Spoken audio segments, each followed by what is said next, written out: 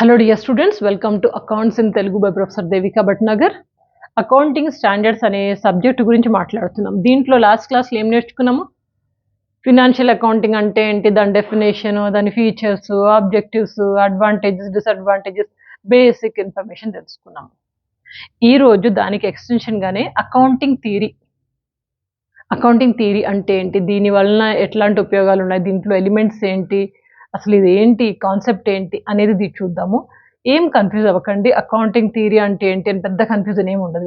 చాలా ఈజీగా అర్థం చేయిస్తాను. ఓకేనా? అకౌంటింగ్ థియరీ అంటే ఏంటి? ఒక 1 సెంటెన్స్‌లో చెప్పొచ్చు అకౌంటింగ్ థియరీ అంటే. ఇక్కడ చెప్తున్నాను చూడండి. Accounting theory explains about the complete system. Accounting theory is going to explain the complete system, procedures, accounting procedures, processes, ఎట్లా ప్రొసీడ్ అవ్వాలి అది processes, policies and practice of accounting. ఏం లేదు, అకౌంట్స్ ఎట్లా ప్రిపేర్ చేయాలి, దీని ప్రొసీడింగ్స్ ఏంటి, దీని ప్రాసెస్ ఏంటి, దీన్ని ఎట్లా హ్యాండిల్ చేయాలి, వాటి గురించి థియరిటికల్గా మనకి కొంత నాలెడ్జ్ ఇచ్చేదే అకౌంటింగ్ థియరీ. అదే ఇక్కడ చెప్తున్నారు. మళ్ళీ ఒకసారి చూడండి, నాతో పాటు అనండి. Accounting theory explains about the complete system, procedures, processes, policies and practising of accounting. Simple. ఇంకా క్లియర్గా చెప్పాలంటే అకౌంటింగ్ థియరీ అంటే మనకి అకౌంట్స్ ఎట్లా వచ్చాయి, ఎట్లా ప్రిపేర్ చేస్తున్నాం అనడానికి మనం కొంచెం థియరీ నేర్చుకున్నాము. దాంట్లోనే అకౌంటింగ్ ప్రిన్సిపల్స్ అని గుర్తుందా? అకౌంటింగ్ ప్రిన్సిపల్స్, దాంట్లో accounting concepts, conventions, classification of accounts మళ్ళీ 3 రకాలుగా ఉన్నాయి. Personal accounts, real accounts, nominal accounts అని. ఇవన్నీ అకౌంటింగ్ థియరీనే. ఈ అకౌంటింగ్ థియరీకి సైంటిఫికల్గా ఏది ప్రూఫ్ లేదు. సైంటిఫికల్గా మనకి పక్కా ఇది అని చెప్పలేము. కాకపోతే మనం కొన్ని కాన్సెప్ట్స్ని క్రియేట్ చేసి, కొన్ని రూల్స్ అండ్ రెగ్యులేషన్స్ని, కొంత థియరీ పార్ట్ని క్రియేట్ చేసి, ఈ బేస్ మీద మనం అకౌంట్స్ ప్రిపేర్ చేస్తున్నాము. ఆ బేస్ మీద మనకు అకౌంట్స్ అవుతున్నాయి. కాకపోతే ఇది సైంటిఫికల్గా ప్రూవ్ అయింది కాదు. ఓకేనా? అర్థమైపోయింది కదా వాట్ ఈస్ అకౌంటింగ్ కాన్సెప్ట్స్ అంటే. మనకు థియరిటికల్గా మనం ఏం నేర్చుకుంటున్నామో అదంతా అకౌంటింగ్ థియరీ కాన్సెప్ట్స్ అని చెప్పొచ్చు. ఓకేనా? సరే, వీటికి సంబంధించి ఫీచర్స్ చూద్దాం. అకౌంటింగ్ థియరీలో వీటి ఫీచర్స్ ఏంటి? Simple 5 points. 1, explains about practices. ఈ అకౌంట్స్ ఎట్లా చేయాలి, దీనికి బేస్ ఏంటి, దీని ప్రాక్టీస్ ఎట్లా చేయాలి అనేది మనకి ఈ అకౌంటింగ్ థియరీ అనేది ఎక్స్ప్లెయిన్ చేస్తుంది. అంతే కదా? కాన్సెప్ట్స్, కన్వెన్షన్స్ నేర్చుకున్నాము, ప్రిన్సిపల్స్ నేర్చుకున్నాము, దాంట్లో ఏమేమి మనము మాట్లాడుకున్నామో వాటి బేస్ మీదనే మనకి అకౌంట్స్ ఆధారపడి ఉన్నాయి. కాబట్టి అదే మనం చెప్తున్నాం. ఏమని? Explains about practices. ఎట్లా ప్రాక్టీస్ చేయాలి అనేది అకౌంటింగ్ థియరీ మనకి చెప్తుంది. అట్లాగే ప్రొవైడ్స్ ప్రిన్సిపల్స్. అకౌంటింగ్ థియరీ మనకి ప్రిన్సిపల్స్ ఇచ్చింది కదా. Accounting principles, concepts and convention అంటుంటాము. అది మొత్తం ఎవరిచ్చారు? అకౌంటింగ్ థియరీనే ఇచ్చింది కదా. సో మనకి ప్రిన్సిపల్స్, అకౌంటింగ్ ప్రిన్సిపల్స్ కూడా ఇదే ప్రొవైడ్ చేస్తుంది. అట్లాగే డైనమిక్ ఇన్ నేచర్. సైంటిఫికల్గా ప్రూవ్ అయింది కాదు. కాకపోతే మనకి ఈ అకౌంటింగ్ థియరీ అనేది స్ట్రాంగ్ బేసిక్ కాన్సెప్ట్స్ మీద ఆధారపడి ఉంది. అందుకని ఈ కాన్సెప్ట్స్ ఏంటి? డైనమిక్ ఇన్ నేచర్, మంచి పర్ఫెక్ట్గా ఉంటాయి.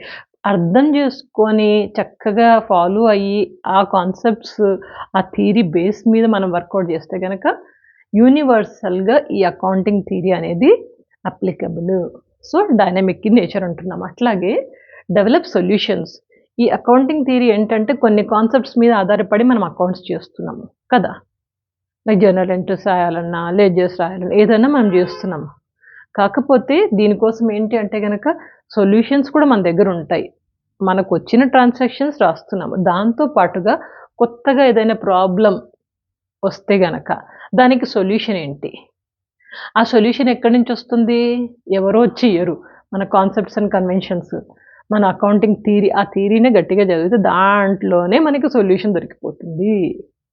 అదే ఇక్కడ చెప్తున్నాము. అర్థమైందా? ఇక చూడండి, స్టేట్మెంట్ ఆఫ్ ప్రిన్సిపల్స్. ఈ అకౌంటింగ్ అనేది ఏంటి? కొన్ని ప్రిన్సిపల్స్ మీద ఆధారపడి ఉంది. ఇది మనకి స్టేట్మెంట్ ఆఫ్ ప్రిన్సిపల్స్ని ఇస్తుంది.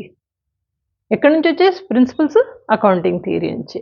కాబట్టి ఫీచర్స్ అంటే మెయిన్గా ఈ 5 ఫీచర్స్ గుర్తుంటాయా? Explains about practices, provides principles, dynamic in nature, develop solutions and lastly statement of principles.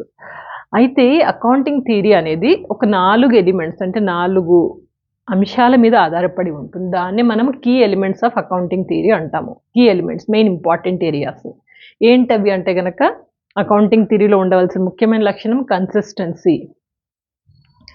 ఇట్లా ఊగులాడుకుంటా ఒకసారి ఇట్లని ఒకసారి అట్లని కాకుండా కన్సిస్టెంట్ అంటే తొనుకు బెనుకు లేకుండా ఇది దీనికి ఇలా ఫాలో అవ్వాలి అనేసి చెప్పడమే consistency. Okay, so key element ఫస్ట్ది కన్సిస్టెన్సీ, చాలా ఇంపార్టెంట్. తర్వాత రిలయబిలిటీ. ఈ అకౌంటింగ్ థియరీ ఏంటి, ఏదైతే మనం మాట్లాడుకుంటున్నామో అవన్నీ రిలయబుల్ అంటే నమ్మదగినవి, దాని మీద మనం ఫోకస్ చేసి మాట్లాడుతున్నాం, రిలయబిలిటీ.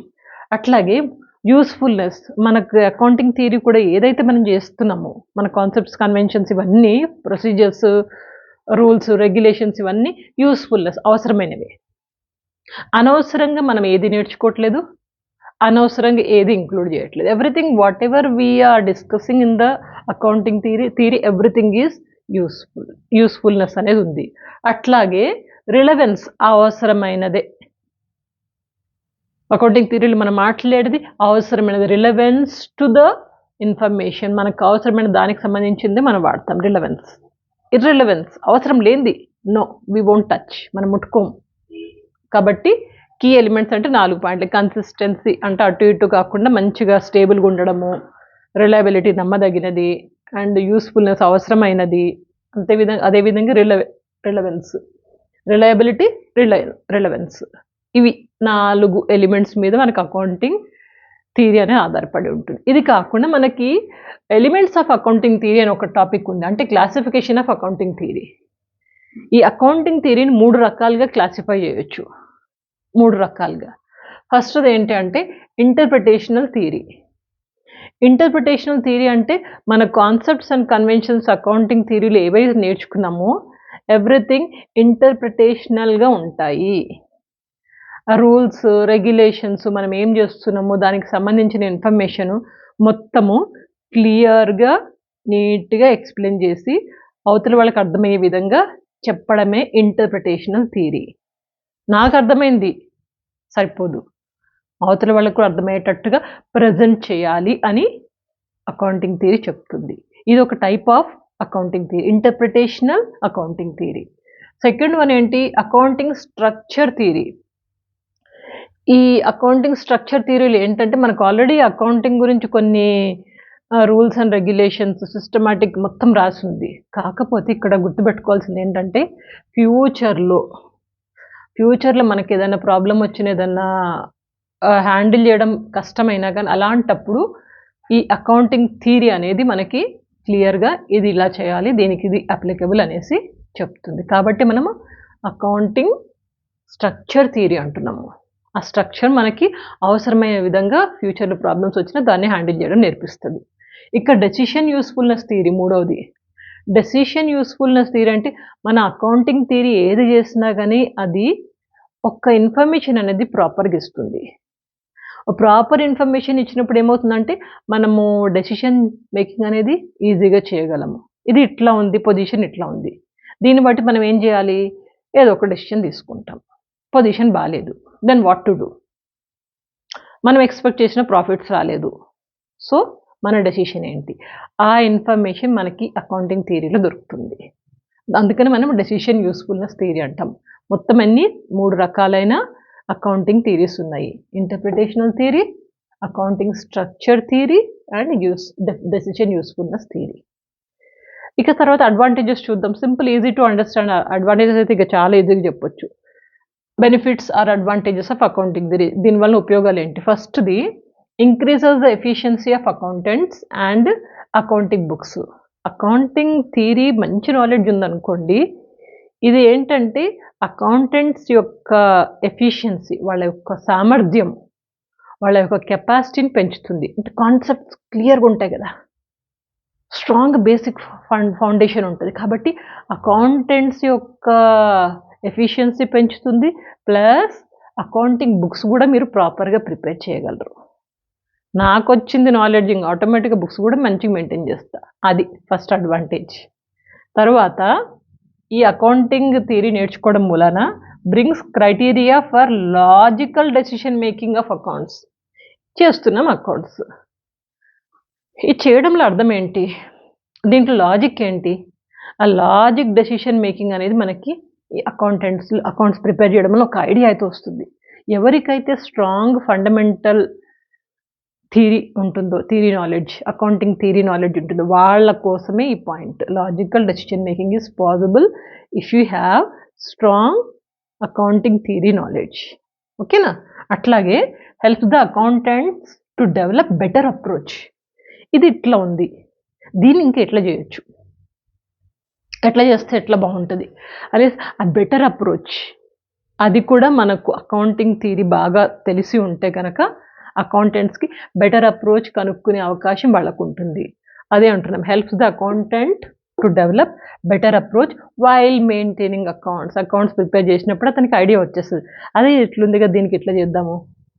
మనకి అకౌంటింగ్ థియరీలో సేమ్ యాజ్ ఇట్ ఈస్గా accounting theory practice principles, concepts, conventions అదే కాకుండా మనకి ఈ టేబుల్ వేయండి, ఇది ఇట్లా చేయండి, దీనికి గ్రాఫ్ వేయండి, దీనికి ఈ ప్రిన్సిపల్ ఫాలో అవ్వండి, అవన్నీ అకౌంటింగ్ థియరీలోకి వస్తాయి. అర్థమవుతుందా? అంత సింపుల్. ఇంకా చూడండి, ఈ అకౌంటింగ్ థియరీ వలన ఇంకొక benefit, it helps to audit accounts easily. అంటే మనకి బేసిక్ థియరీ బాగుండి, కాన్సెప్ట్స్ క్లియర్గా ఉండి అకౌంట్స్ ప్రిపేర్ చేసినట్టు ఏమవుతుంది, అది అకౌంట్స్ సిస్టమాటిక్గా ఉంటాయి కదా, సిస్టమాటిక్గా ఒక పద్ధతి ప్రకారం ప్రిపేర్ చేసినప్పుడు ఏమవుతుంది, దాన్ని ఆడిటింగ్కి వచ్చిన వ్యక్తికి చాలా ఈజీ అయిపోతుంది. అరే మంచిగానే మొత్తం అకౌంట్స్ అని బాగానే ప్రిపేర్ చేస్తున్నాను, జస్ట్ గో అహెడ్. అతని వర్క్, ఆడిటర్ యొక్క వర్క్ ఈజీ అవుతుంది. ఎవరికైతే అకౌంటింగ్ బేసిక్ థియరీ బాగా నాలెడ్జ్ ఉండి ప్రిపేర్ చేశాడో ఆ అకౌంట్ సిస్టమాటిక్ ఉంటాయి, అప్పుడు ఆడిటింగ్ కూడా మంచిగా ఏ టెన్షన్ లేకుండా వెళ్ళిపోతుంది. ఇక చూడండి, helps to provide basic accounting principles and policies. Basic accounting principles ఏంటి, పాలసీస్ ఏంటి, ఇవన్నీ మనకు అకౌంటింగ్ థియరీని నేర్పిస్తుంది కదా. ఈ పాయింట్ అసలు ఇక్కడ పెట్టుకుంటే బాగుంటుంది ఫస్ట్, దాని తర్వాత ఈ 4 రాసుకోండి, అంతే కదా. సో కాన్సెప్ట్ క్లియర్ కదా. స్క్రీన్ షాట్ ఇవ్వకపోతే మళ్ళీ మొత్తుకుంటారు, అమ్మ మేడం స్క్రీన్ షాట్కి టైం ఇవ్వలేదు.